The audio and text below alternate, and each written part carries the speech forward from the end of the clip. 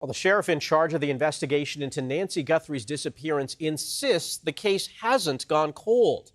This past Saturday marked 6 months since Guthrie, the 84-year-old mother of Today Show co-host Savannah Guthrie, disappeared from her home in Tucson, Arizona. On Friday, investigators released 2 ransom notes sent to a local CBS affiliate in the days after Nancy's disappearance. The first letter said Nancy is safe but scared and demanded millions of dollars in Bitcoin.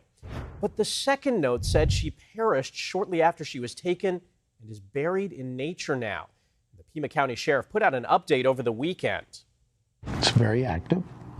We've got a lot of work ahead of us. We've done a lot of work, but we still have more. And there's not just in DNA, where labs across the country are working together, but in forensics, analysis of thousands and thousands of videos, photos. And we also have still tens of thousands of tips that come in, and we actively work on them. So it's a very active investigation.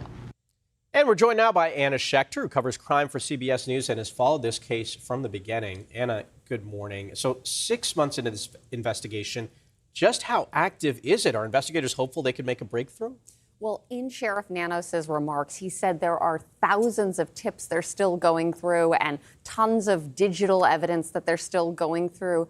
My read, having covered this for 6 months, is that the amount of tips flowing in is definitely not the same as in the beginning. But what he's doing here is he's trying to reassure the Guthrie family that he's on it, his team is on it. And remember, this comes right after a Wall Street Journal report over the weekend that at times was unflattering of the early hours of the investigation and the homicide detectives that worked to secure the crime scene or not secure the crime scene well enough, according to some detractors. Well, Anna, jumping off from that, what do you make of the release of these 2 ransom notes and the contents of it? Well, Sheriff Nanos put out these notes in full. Now, my team has been reporting on this. Jonathan Vigliotti had read the first note. Our FBI sources via Pat Milton had let us know details about that second note, about how essentially the abductors were purporting to let Savannah Guthrie know that her mother had perished.